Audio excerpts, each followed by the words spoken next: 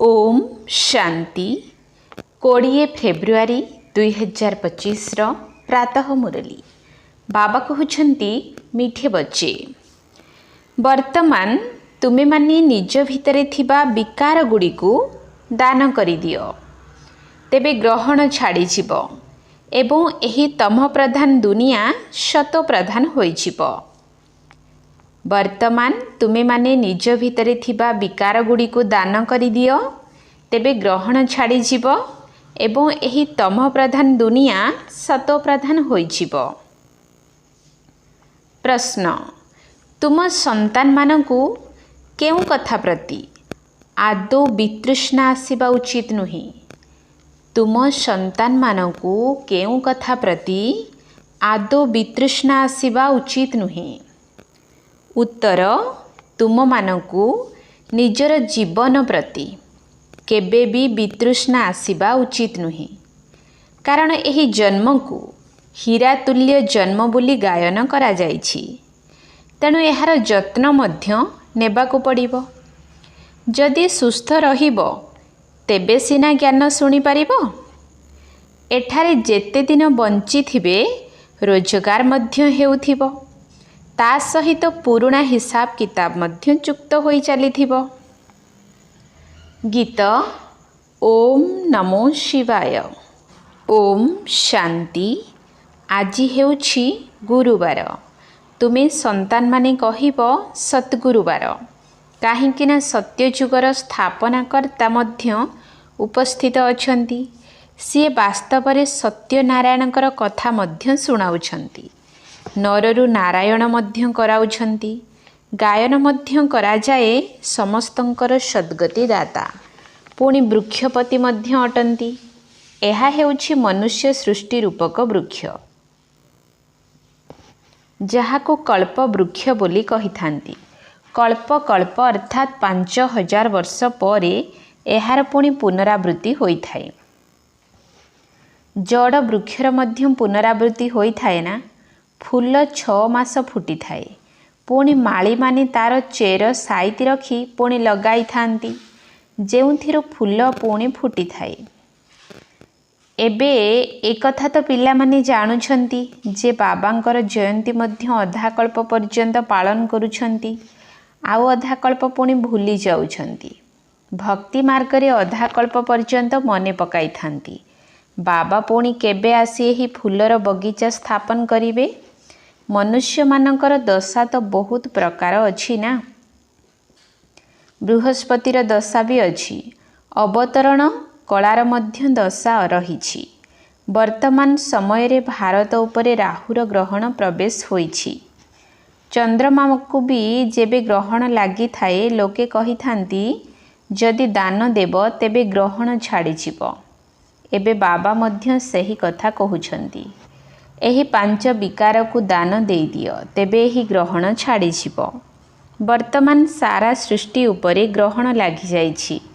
5 तत्वरे मध्य ग्रहण लागि जाइछि, काहींकिना तम प्रधान होई जाइछि। ए दुनियार प्रत्येक जिनिस नुआरु पुणी पुरुणा निश्चय होई थाए। नुआ को शतो प्रधान, पुरुणा को तम प्रधान बोली कुहा जाए।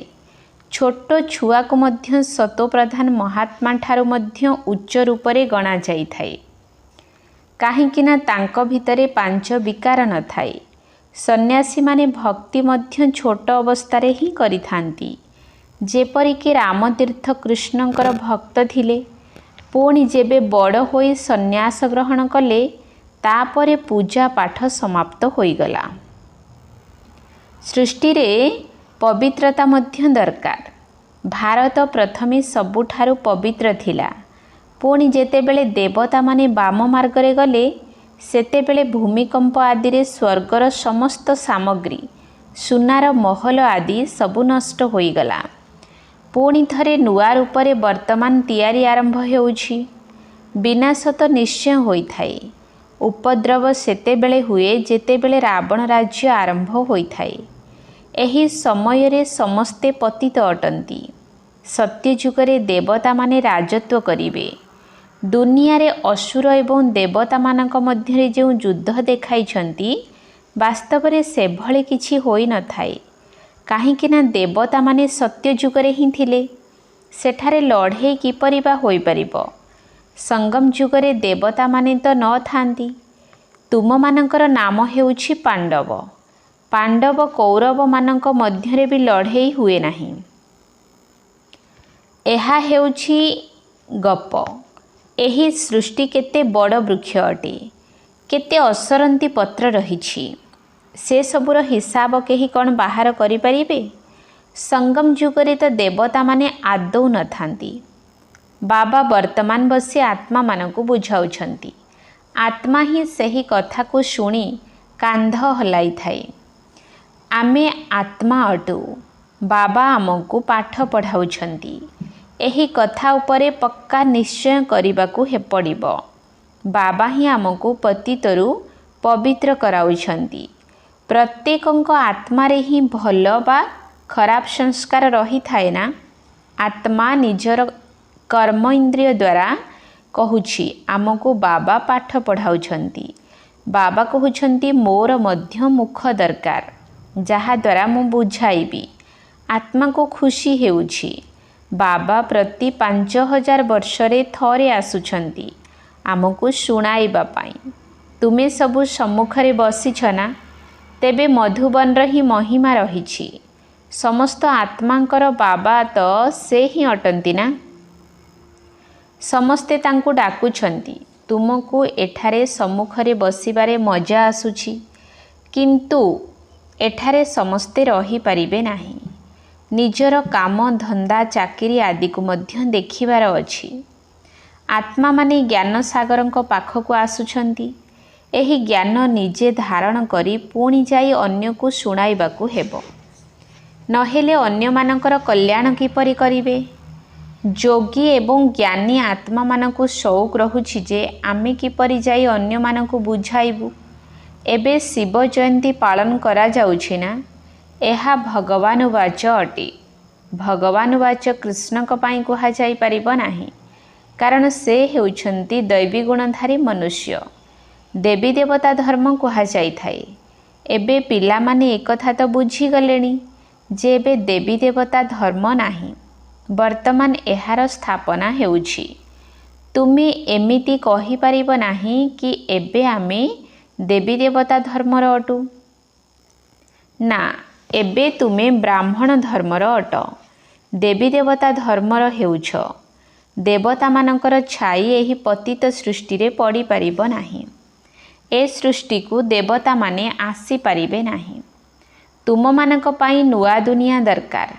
ଲକ୍ଷ୍ମୀଙ୍କର ମଧ୍ୟ ଯେତେବେଳେ ପୂଜା କରିଥାନ୍ତି, ଘରଦ୍ୱାର କେତେ ସଫା କରିଥାନ୍ତି। ଏବେ ଏହି ସୃଷ୍ଟିର ମଧ୍ୟ କେତେ ସ୍ୱଚ୍ଛତା ଦରକାର। ସାରା ପୁରୁଣା ଦୁନିଆର ସମାପ୍ତି ଘଟିବ। ଲକ୍ଷ୍ମୀଙ୍କ ଠାରୁ ମନୁଷ୍ୟ କେବଳ ଧନ ହିଁ ମାଗିଥାନ୍ତି। ତେବେ ଲକ୍ଷ୍ମୀ ବଡ଼ ନା ଜଗଦମ୍ବା ବଡ଼? ଅମ୍ବାଙ୍କର ମନ୍ଦିର ମଧ୍ୟ ବହୁତ ଅଛି। ମନୁଷ୍ୟମାନଙ୍କୁ ଏକଥା କିଛି ବି ଜଣା ନାହିଁ। ତୁମେମାନେ ବୁଝୁଛ ଲକ୍ଷ୍ମୀ ତ ସ୍ୱର୍ଗର ମାଲିକ ଅଟନ୍ତି ଏବଂ ଜଗଦମ୍ବା, ଯାହାଙ୍କୁ ସରସ୍ୱତୀ ମଧ୍ୟ କୁହାଯାଉଛି, ସେହି ଜଗଦମ୍ବା ପୁଣି ଏହି ଲକ୍ଷ୍ମୀ ହେଉଛନ୍ତି। ତୁମର ପଦ ଏବେ ଉଚ୍ଚ।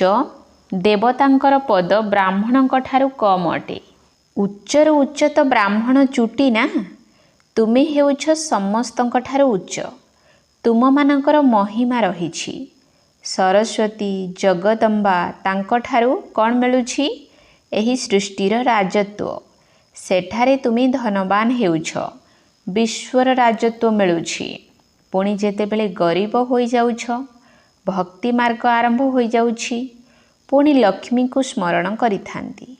ପ୍ରତ୍ୟେକ ବର୍ଷ ଲକ୍ଷ୍ମୀଙ୍କର ପୂଜା ମଧ୍ୟ କରିଥାନ୍ତି। ତାଙ୍କୁ ପ୍ରତ୍ୟେକ ବର୍ଷ ଡାକିଥାନ୍ତି। ଜଗଦମ୍ବାଙ୍କୁ କେହି ପ୍ରତିବର୍ଷ ଡାକି ନଥାନ୍ତି। ଜଗଦମ୍ବାଙ୍କର ସର୍ବଦା ପୂଜା ହେଉଛି। ଯେତେବେଳେ ଚାହିଁବେ ସେତେବେଳେ ଅମ୍ବାଙ୍କର ମନ୍ଦିରକୁ ଯାଇପାରିବେ। ଏଠାରେ ମଧ୍ୟ ଯେତେବେଳେ ଚାହିଁବ ଜଗଦମ୍ବାଙ୍କ ସହ ମିଶିପାରିବ। ତୁମେ ମଧ୍ୟ ଜଗଦମ୍ବା ଅଟ ନା? ସମସ୍ତଙ୍କୁ ବିଶ୍ୱର ମାଲିକ ହେବାର ରାସ୍ତା ବତାଇଲା ବାଲା ଅଟ। ଜଗଦମ୍ବାଙ୍କ ପାଖକୁ ଯାଇ ସବୁକିଛି ମାଗିଥାନ୍ତି। ଲକ୍ଷ୍ମୀଙ୍କୁ କେବଳ ଧନ ମାଗିଥାନ୍ତି। ତାଙ୍କ ଆଗରେ ତ ସବୁ କାମନା ରଖିଥାନ୍ତି। ତେଣୁ ସବୁଠାରୁ ଉଚ୍ଚ ପଦ ଏବେ ତୁମର, ଯେବେ କି ଆସି ବାବାଙ୍କର ସନ୍ତାନ ହୋଇଛ। ବାବା ତୁମମାନଙ୍କୁ ବର୍ଷା ଦେଉଛନ୍ତି। ଏବେ ତୁମେ ହେଉଛ ଈଶ୍ୱରୀୟ ସମ୍ପ୍ରଦାୟ, ପୁଣି ଭବିଷ୍ୟତରେ ଦୈବୀ ସମ୍ପ୍ରଦାୟର ହେବ। ଏହି ସମୟରେ ତୁମମାନଙ୍କର ସବୁ ମନୋକାମନା ଭବିଷ୍ୟ ପାଇଁ ପୂର୍ଣ୍ଣ ହୋଇଥାଏ। କାମନା ତ ମନୁଷ୍ୟମାନଙ୍କର ରହିଥାଏ ନା। ତୁମର ସବୁ କାମନା ଏବେ ପୂରଣ ହେଉଛି। ଏହା ତ ହେଉଛି ଆସୁରୀ ଦୁନିଆ। ଦେଖ ଏବେ କେତେ ପିଲା ଜନ୍ମ କରୁଛନ୍ତି। ତୁମ ସନ୍ତାନମାନଙ୍କୁ ତ ସାକ୍ଷାତକାର କରାଇ ଦିଆଯାଉଛି। ସତ୍ୟଯୁଗରେ କିପରି କୃଷ୍ଣଙ୍କର ଜନ୍ମ ହେଉଛି, ସେଠାରେ ସବୁ ନିୟମ ଅନୁଯାୟୀ ହୋଇଥାଏ। ଦୁଃଖର ନାମ ହିଁ ନଥାଏ। ତାହାକୁ ହିଁ କୁହାଯାଏ ସୁଖଧାମ। ତୁମେ ଅନେକ ଥର ସୁଖ ଅତିକ୍ରମ କରି ଆସିଛ, ଅନେକ ଥର ହାରିଛ ଏବଂ ବିଜୟ ମଧ୍ୟ ପ୍ରାପ୍ତ କରିଛ। ଏବେ ସ୍ମୃତି ଆସିଛି ଯେ ଆମକୁ ବାବା ପାଠ ପଢ଼ାଉଛନ୍ତି। ସ୍କୁଲରେ ଜ୍ଞାନ ପ୍ରାପ୍ତ କରିଥାନ୍ତି, ତତ୍ ସଙ୍ଗେ ସଙ୍ଗେ ବ୍ୟବହାର ମଧ୍ୟ ଶିଖିଥାନ୍ତି। ସେଠାରେ କେହି ଲକ୍ଷ୍ମୀ ନାରାୟଣ ସଦୃଶ ବ୍ୟବହାର ଶିଖିନଥାନ୍ତି। ଏବେ ତୁମେମାନେ ଦୈବୀ ଗୁଣ ଧାରଣ କରୁଛ। ମହିମା ମଧ୍ୟ ତାଙ୍କର ହିଁ ଗାନ କରୁଛନ୍ତି, ସର୍ବଗୁଣ ସମ୍ପନ୍ନ। ତେବେ ଏବେ ତୁମକୁ ସେହିପରି ହେବାକୁ ପଡ଼ିବ। ତୁମ ସନ୍ତାନମାନଙ୍କୁ ନିଜର ଏହି ଜୀବନ ଉପରେ ବିରକ୍ତ ହେବା ଉଚିତ ନୁହେଁ, କାହିଁକି ନା ଏହାକୁ ହୀରା ସଦୃଶ ଜନ୍ମ ବୋଲି ଗାୟନ କରାଯାଇଛି। ତେଣୁ ଏହାର ଯତ୍ନ ମଧ୍ୟ ନେବାକୁ ହେବ। ସୁସ୍ଥ ରହିଲେ ହିଁ ଜ୍ଞାନ ଶୁଣିପାରିବ, ବେମାରୀରେ ମଧ୍ୟ ଶୁଣିପାରିବ, ବାବାଙ୍କୁ ମନେ ପକାଇ ପାରିବ। ଏଠାରେ ଯେତେ ଦିନ ବଞ୍ଚିବ ସୁଖୀ ରହିବ। ରୋଜଗାର ଚାଲୁଥିବ, ହିସାବ କିତାବ ଯୁକ୍ତ ହୋଇ ଚାଲିଥିବ। ସନ୍ତାନମାନେ କହୁଛନ୍ତି, ବାବା ସତ୍ୟଯୁଗ କେବେ ଆସିବ? ଏହା ବହୁତ ଖରାପ ଦୁନିଆ ଅଟେ। ବାବା କହୁଛନ୍ତି, ଆରେ ପ୍ରଥମେ ନିଜର କର୍ମାତୀତ ଅବସ୍ଥା ତ ବନାଅ। ଯେତେ ପାରୁଛ ପୁରୁଷାର୍ଥ କରି ଚାଲ। ସନ୍ତାନମାନଙ୍କୁ ଶିଖାଇବା ଦରକାର କି ଶିବ ବାବାଙ୍କୁ ମନେ ପକାଅ। ଏହା ହେଉଛି ଅବ୍ୟଭିଚାରୀ ସ୍ମୃତି। ଏକମାତ୍ର ଶିବଙ୍କର ଭକ୍ତି କରିବା ହେଉଛି ଅବ୍ୟଭିଚାରୀ ଭକ୍ତି ବା ସତୋ ପ୍ରଧାନ ଭକ୍ତି। ପୁଣି ଦେବୀ ଦେବତାଙ୍କୁ ମନେ ପକାଇବା ହେଉଛି ସତୋ ଭକ୍ତି। ବାବା କହୁଛନ୍ତି, ଉଠିବା ବସିବା ବେଳେ ମୋତେ ମନେ ପକାଅ। ସନ୍ତାନମାନେ ହିଁ ଡାକୁଛନ୍ତି, ହେ ପତିତ ପାବନ, ହେ ମୁକ୍ତିଦାତା, ହେ ପଥ ପ୍ରଦର୍ଶକ। ତେବେ ଏହା ଆତ୍ମା ହିଁ କହିଲା ନା। ସନ୍ତାନମାନେ ମନେ ପକାଉଛନ୍ତି। ବାବା ଏବେ ସ୍ମରଣ କରାଇ ଦେଉଛନ୍ତି, ତୁମେମାନେ ମନେ ପକାଇ ପକାଇ ଆସିଛ। ହେ ଦୁଃଖହର୍ତ୍ତା ସୁଖକର୍ତ୍ତା, ଆସ। ଆସି ଦୁଃଖରୁ ମୁକ୍ତ କର, ଆମକୁ ଉଦ୍ଧାର କର, ଶାନ୍ତି ଧାମକୁ ନେଇଯାଅ। ବାବା କହୁଛନ୍ତି, ତୁମକୁ ଶାନ୍ତି ଧାମକୁ ନେଇଯିବି, ପୁଣି ସୁଖ ଧାମରେ ତୁମ ସାଥିରେ ରହିବି ନାହିଁ। ମୁଁ ଏବେ ହିଁ ତୁମ ସାଥୀ ହେଉଛି। ସବୁ ଆତ୍ମାମାନଙ୍କୁ ଘରକୁ ନେଇଯାଉଛି। ମୁଁ ଏବେ ତୁମକୁ ପଢ଼ାଇବା ପାଇଁ ତୁମର ସାଥୀ ହୋଇଛି ଏବଂ ତା ସହିତ ଘରକୁ ଫେରାଇ ନେବାରେ ସାଥୀ ହେଉଛି। ବାସ୍ ମୁଁ ନିଜର ପରିଚୟ ତୁମ ସନ୍ତାନମାନଙ୍କୁ ଏବେ ଭଲ ଭାବରେ ଶୁଣାଉଛି। ଯିଏ ଯେମିତି ଯେମିତି ପୁରୁଷାର୍ଥ କରିବେ, ସେହି ଅନୁସାରେ ପୁଣି ସେଠାରେ ପ୍ରାରବ୍ଧ ପାଇବେ।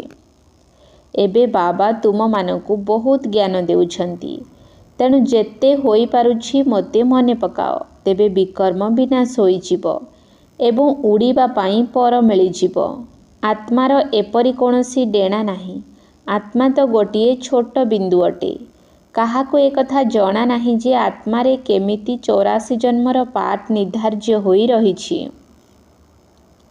ନା ଆତ୍ମାର କାହାକୁ ପରିଚୟ ଅଛି, ନା ପରମାତ୍ମାଙ୍କର ପରିଚୟ ଅଛି।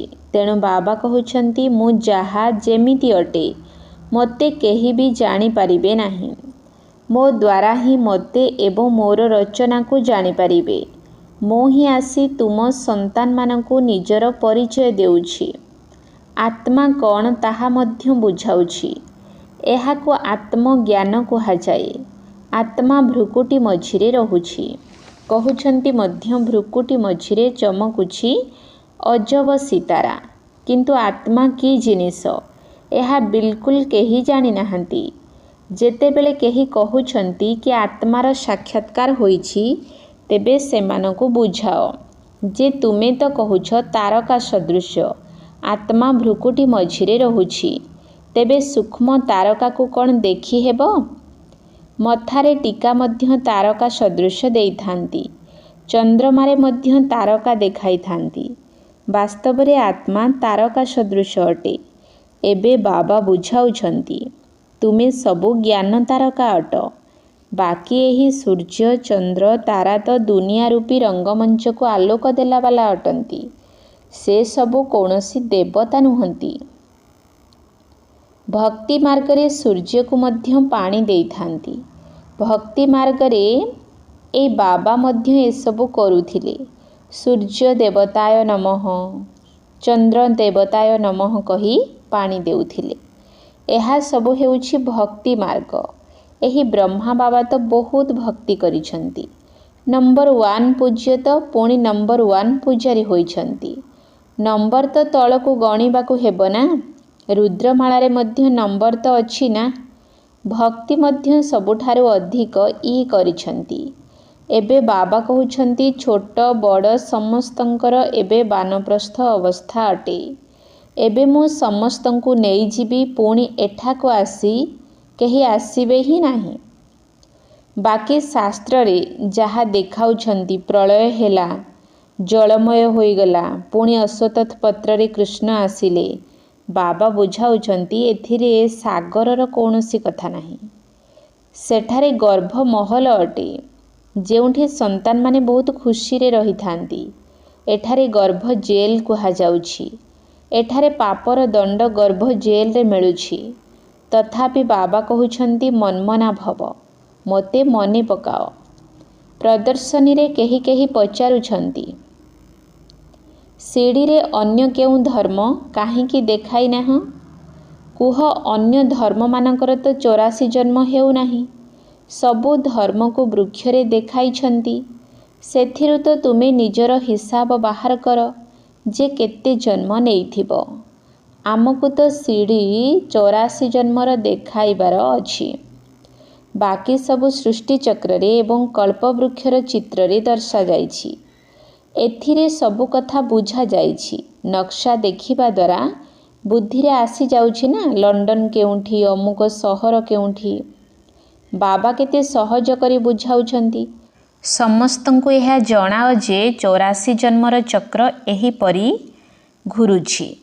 ଏବେ ତମ ପ୍ରଧାନରୁ ସତୋ ପ୍ରଧାନ ହେବାକୁ ପଡ଼ିବ। ତେଣୁ ବେହଦ୍ର ବାବାଙ୍କୁ ମନେ ପକାଅ, ତେବେ ତୁମେ ପବିତ୍ର ହୋଇଯିବ।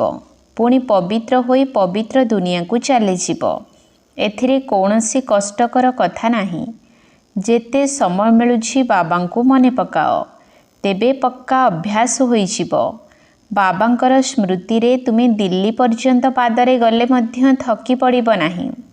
ବାବାଙ୍କୁ ଯଦି ପ୍ରକୃତରେ ମନେ ପକାଉଥିବ, ତେବେ ଦେହର ଅଭିମାନ ତୁଟିଯିବ।